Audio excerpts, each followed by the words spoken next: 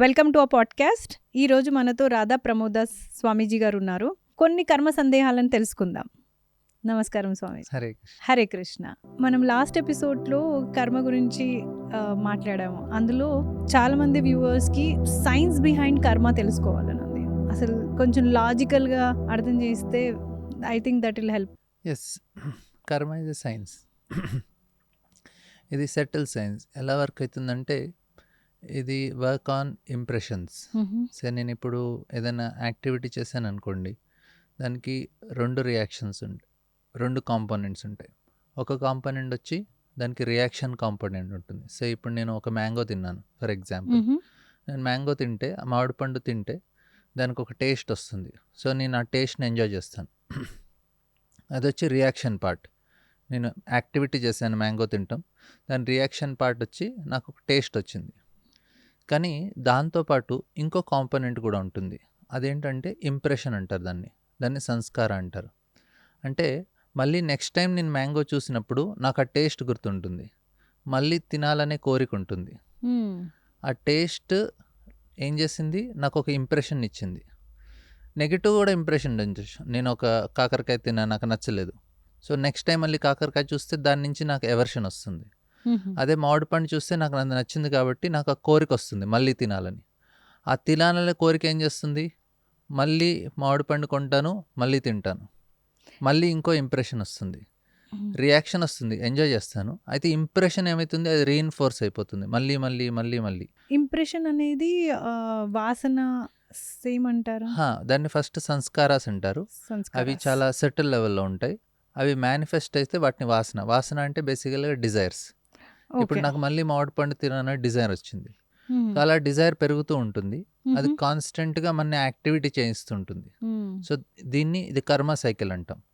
అదే ఎవరన్నా సిగరెట్ ఆయన దాన్ని స్మోక్ చేశారు, సో ఆ ఇంప్రెషన్ ఉండిపోతుంది, మళ్ళీ నెక్స్ట్ టైం సిగరెట్ తీసుకోవాలని ఉంటుంది. అదేవిధంగా ఆల్కహాల్ అయినా ఏదైనా కొన్ని గుడ్ హ్యాబిట్స్ ఉంటాయి, కొన్ని బ్యాడ్ ఉంటాయి. అయితే ఆ డిజైర్ ఏదైతే కలుగుతుందో దాన్ని మనం కర్మ సైకిల్ అంటాం. సో యాక్షన్ చేస్తాము, దానికి ఒక రియాక్షన్ ఉంటుంది, ఆ రియాక్షన్ తోటి ఒక ఇంప్రెషన్ కూడా ఉంటుంది, దాని సంస్కారాస్ అంటారు. అయితే ఇవన్నీ రీఇన్ఫోర్స్ అయిపోయి ఇలా నేను యాక్టివిటీ చేయటం వల్ల అదే డిజైర్స్తో పాటు నాకు ఆ ఇంప్రెషన్స్ ఒక పర్సనాలిటీ ఫామ్ అవుతుంది. నేను ఇప్పుడు పొద్దున్నే లేచి యోగాసన చేస్తున్నాను, తర్వాత అది నాకు ఒక హ్యాబిట్గా అయిపోయింది మళ్ళీ చేయాలని. అదేవిధంగా నేను సాత్విక్ ఫుడ్ తింటున్నాను, నేను కొంచెం మంచిగా బిహేవియర్ మంచిగా ఉంది, క్లీన్ లైఫ్గా ఉన్నాను. అయితే అలా నేను ఆ డిజైర్స్ అలా క్రియేట్ చేసుకోవటం వల్ల నాకు ఒక పర్సనాలిటీ ఫామ్ అయిపోతుంది. అది నెక్స్ట్ లైఫ్లో ఇవన్నీ సంస్కారాలతో పాటు I get a different personality. Okay, I will get a better body. అదే నేను ఆ ఇంప్రెషన్స్ నెగిటివ్ ఫామ్ చేసుకుంటే అది వచ్చి ఆ impressions I will take to A another body which is not, అంటే నాకు వచ్చే బాడీ అంత కంఫర్టబుల్గా ఉండదు. మేబీ యానిమల్ బాడీ అయి ఉండొచ్చు, ఎందుకంటే నేను యానిమల్ లాగా బిహేవ్ చేశాను, నా డిజైర్స్ అన్నీ యానిమల్ లాగా ఉన్నాయి. సో నేను యానిమల్ బాడీ అట్రాక్ట్ చేస్తాను.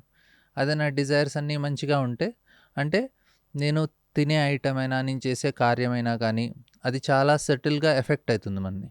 ఇప్పుడు నాకు బయటికి వెళ్ళాను అనుకోండి, నాకు షాప్ చూశాక బయట మార్కెట్లోకి వెళ్తే నాకు మొబైల్ షాప్స్ లేకుంటే ఫ్యాన్సీ షాప్స్ లేకుంటే ఇవే కనిపిస్తున్నాయి, నా డిజైర్స్ కూడా వాటి మీదే ఉన్నాయి.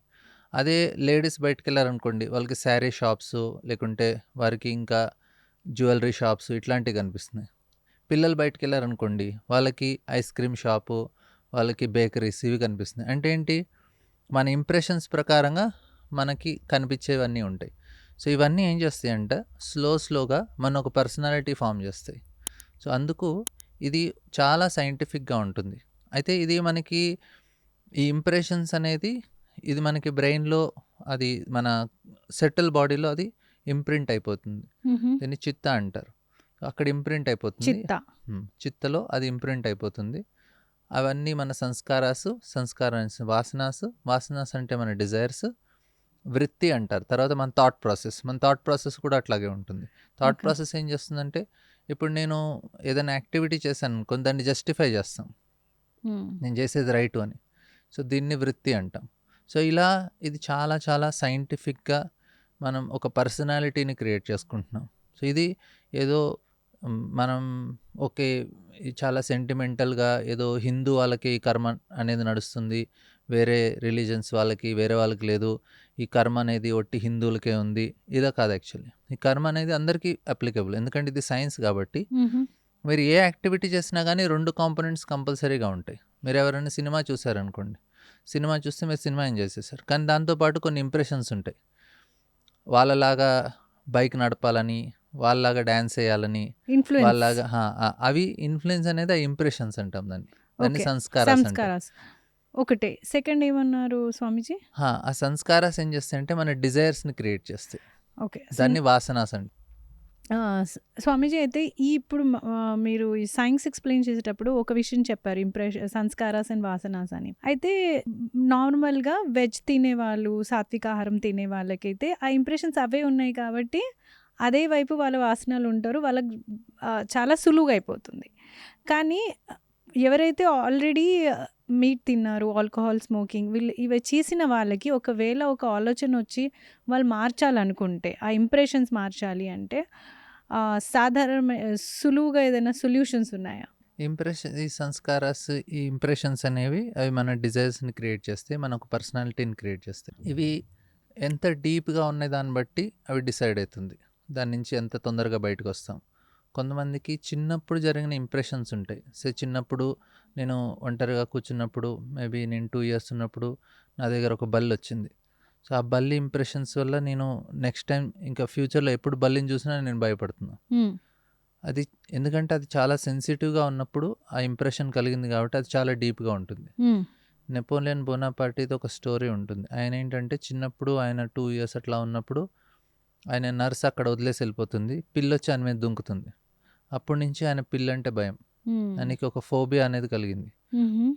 అయితే లాస్ట్ వార్ ఎప్పుడైతే నెపోలియన్ ఫైట్ చేశారో ఆ టైంలో బ్రిటిష్ మిలిటరీ జనరల్‌కి నెపోలియన్‌కి పిల్లులంటే ఆయనకి ఎలర్జీ అనేది విషయం తెలిసిపోయింది. భయపడతారని. అయితే ఆ వార్‌లో ఆయన 60 పిల్లుల్ని తీసుకొచ్చారు. ఆ పిల్లుల్ని చూసేసి వెంటనే నెపోలియన్‌కి చాలా చాలా చిరాకు అనిపించేసి భయమేసి ఆయనన్నారు, "మీరు యుద్ధం చేయండి, నేను చేయనన్నారు." ఆ యుద్ధంలో ఓడిపోతారు. అప్పుడు ఆయన్ని తీసుకొని ఆయన సెయింట్ హెలెన్ ఐలాండ్‌లో ఆయన్ని బంధించేస్తారు. తర్వాత అక్కడే చనిపోతారాయన. అయితే అంత పెద్ద డిక్టేటర్ అయ్యుండి మొత్తం యూరోప్‌ని ఆయన గడగడలాడించారాయన. హుహు. కానీ పిల్లంటే భయపడ్డారు. ఎందుకు అంటే ఆ చిన్నప్పుడు ఆ ఇంప్రెషన్ అంత స్ట్రాంగ్‌గా ఉంది కాబట్టి. హ్మ్. సో, మనం ఎంత డీప్‌గా ఆ ఇంప్రెషన్ తగులుతుంది. అయితే ఈ డెప్త్ ఆఫ్ ఇంప్రెషన్ ఎలా ఉంటుందంటే ఎంత ఎమోషనల్‌గా మనం ఇన్వాల్వ్ అయితే అంత డీప్‌గా ఇంప్రెషన్స్ ఉంటాయి. ఓకే. ఇప్పుడు నేను ఏదైనా యాక్టివిటీ చాలా ఎమోషనల్‌గా అంటే దాన్ని చాలా ఎమోషనల్‌గా ఎక్స్‌పీరియన్స్ చేస్తే అదంతా డీప్ అయిపోతుంది. దాని నుంచి బయటికి రావటం చాలా కష్టం. సో, ఫుడ్డు, ఆల్కహాల్ ఇవన్నీ ఆ ఎమోషనల్ స్టేట్ మీద ఆధారపడి ఉంటాయి. మీరప్పుడు ఎంజాయ్ చేస్తున్నప్పుడు ఎంత ఎమోషనల్ స్టేట్‌గా ఉన్నారు. అందుకే ఇప్పుడు గర్ల్, బాయ్ రిలేషన్‌షిప్‌లో చాలా ఎమోషనల్‌గా ఇన్వాల్వ్ అయితారు కాబట్టి అది బ్రేక్ అయినప్పుడు, దాని నుంచి సెపరేట్ అయినప్పుడు ఆ పెయిన్ కూడా అంతే ఉంటుంది. ఎందుకంటే అది చాలా డీప్‌గా వాళ్ళకి ఆ ఇంప్రెషన్స్ వచ్చాయి కాబట్టి. సో, ఏ సిట్యుయేషన్‌లో మీరు చాలా డీప్‌గా ఇన్వాల్వ్ అయ్యి ఉంటే అక్కడ మీకు ఇంప్రెషన్స్ చాలా ఆ సంస్కారాలన్నీ చాలా డీప్‌గా ఉంటాయి. దాని నుంచి బయటకి రావటం అంత కష్టంగా ఉంటుంది. అయితే దాని నుంచి బయటికి రావటానికి ఏంటి అంటే మనం బుద్ధి అనే ఇన్‌స్ట్రుమెంట్‌ని ఉపయోగించాలి. ఈ బుద్ధి ఏం చేస్తుందంటే మనకి కాన్షియస్ లెవెల్‌కి తీసుకొస్తుంది ఆ ఐటెమ్‌ని. అప్పుడు కాన్షియస్‌గా ఉన్నప్పుడు మనం దాన్ని అవాయిడ్ చేయగలుగుతాం. జనరల్‌గా ఎమోషనల్‌గా ఉన్నప్పుడు అవాయిడ్ చేయలేం. కాన్షియస్‌గా ఉంటే దాన్ని అవాయిడ్ చేయటం. అంటే ఇప్పుడు నాకు సినిమా చూసి రాత్రంతా నాకు సినిమాలు చూసే అలవాటుంది. హ్మ్. అయితే నేను కొంచెం కాన్షియస్ అయిపోతే నేను దాని గురించి ఆలోచిస్తాను. రియల్‌గా నాకు దీని నుంచి బెనిఫిట్ ఉందా? రేపొద్దున కూడా చూసుకోవచ్చు కదా! ఇప్పుడే చూడాలా? రియల్‌గా నాకెందుకు బెనిఫిట్ ఉంది? అలా కాన్షియస్‌గా ఆలోచించడం మొదలుపెడితే ఆ ఐటెమ్ గురించి, ఈ ఫుడ్ నాకు అవసరమా? దీన్ని తినటం వల్ల నాకు బెనిఫిట్ ఉందా? దీనివల్ల నా హెల్త్ ఎలా పాడైపోతుంది? అలా కొంచెం కాన్షియస్‌గా యాక్ట్ చేస్తే దాని నుంచి బయటకొచ్చే అవకాశం ఉంటుంది. ఓకే. కాన్షియస్ అంటే కాస్త అవేర్‌నెస్‌తో ఉండమంటారా? అవేర్‌నెస్ ఉండాలి. దాని నుంచి ప్రోస్ అండ్ కాన్స్ కూడా అర్థం చేసుకోవాలి. ఆ సబ్జెక్ట్ నుంచి మనకొచ్చే మనం చేసే యాక్టివిటీ నుంచి ఏదన్నా నాకు బెనిఫిట్ ఉందా ఆలోచించి చేసుకోవాలి. స్వామీజీ, కాన్షియస్ లివింగ్ అంటే వివేకంగా జీవించడమా? వివేకానికి, కాన్షియస్‌కి చాలా డిఫరెన్స్ ఉందా? వివేక్ అంటాం, మనం బుద్ధి అని కూడా అంటాం. ఎవరైతే వివేకం వాళ్ళకి మెలుకుంటే అది బుద్ధి కూడా అవేకనింగ్ అంటాం. అందుకే బుద్ధ అంటారు. గౌతమ బుద్ధ అంటే అవేకెండ్ అని బుద్ధ అంటారు. ఓకే. ఎవరైతే ఈ వివేకాన్ని వాళ్ళు పెంచుకుంటే ఇది ఒక పార్ట్ అన్నమాట బుద్ధిలో. అయితే దానివల్ల మనం కాన్షియస్ అవుతాం. ఓకే, నేను చేసేది ఇది రైట్, నేను చేసేది రాంగు. అట్లీస్ట్ మనం దాని నుంచి బయటికి రావడానికి కొంచెం ఎండేవర్ చేస్తాం. అయితే కాన్షియస్‌గా ఉంటూ వివేకంగా అవుతామా? వివేకం ఉంటేనే కాన్షియస్‌గా బతకగలుగుతామా? మనం ఎప్పుడైతే కరెక్ట్‌గా నాలెడ్జ్ వస్తుందో దాని గురించి, అప్పుడు మన వివేకం పెరుగుతుంది. అప్పుడు కాన్షియస్ అవుతాం మనం. ఓకే. సో, మొదలు మనకి నాలెడ్జ్ నాలెడ్జ్ ఉండాలి. కావాలి. జ్ఞానం కావాలి. ఆ హ్మ్. విషయాన్ని సంబంధించి. నాలెడ్జ్ ఉండాలి. అదొచ్చిన తర్వాత కాస్త ఎఫర్ట్ పెడితే వివేకంతో హా! మనం కాన్షియస్‌గా జీవించొచ్చు. యెస్. ఓకే. స్వామీజీ, ఇప్పుడు నార్మల్‌గా మన కర్మలో కర్మ అనే ఇది చాలా కామన్. ఇప్పుడు బ్రిటిష్ డిక్షనరీలో గూడా మనకి కర్మ అనేది యాడ్ అయిపోయింది. కర్మ ఈజ్ యూనివర్సల్, ఆ వర్డ్‌ని యాక్సెప్ట్ చేశారు. కానీ ప్రతిరోజు మనం చేసే వృత్తి, పని, భోంచేయడం, పడుకోవడం, ఆఫీస్‌కి వెళ్ళడం, డ్రైవ్ చేయడం, ఇవన్నీ ఒక పని. ఈ కర్మ అనేది ఏదైతే మనం అనుకుంటున్నామో 2 వేరు పదాలా? యాక్చువల్లీ అవన్నీ ఒకటేనా? ప్రతీది కర్మ కిందికే వస్తుందా? కర్మ అంటే యాక్షన్. ఏదైతే మనం కార్యం చేస్తామో హుహు. దాన్ని కర్మ అంటాం. ఏ యాక్టివిటీ చేసినా గానీ దాన్ని కర్మనే అంటాం. అయితే మనం ఇది నిత్య కర్మ, నైమిత్య కర్మ, అలా వాటికి డిఫరెంట్ పేర్లుంటాయి. నిత్య కర్మ అంటే స్నానం చేయటం, భోంచేయటం, తినటం, ఇవన్నీ నిత్య కర్మ కిందొస్తాయి. అలా మనకి కొన్ని నిత్య కర్మలుంటాయి. అంటే యాక్టివిటీ బేసికల్‌గా కర్మ. మనకి ఓకే. అదే సంస్కృతిలో దాని టర్మ్‌ని కర్మ అంటాం. ఓకే. అయితే వన్ వర్డ్ వ్యూవర్స్ గురించి చెప్పాలంటే కర్మ అనేది ఎనీ యాక్షన్ ఆర్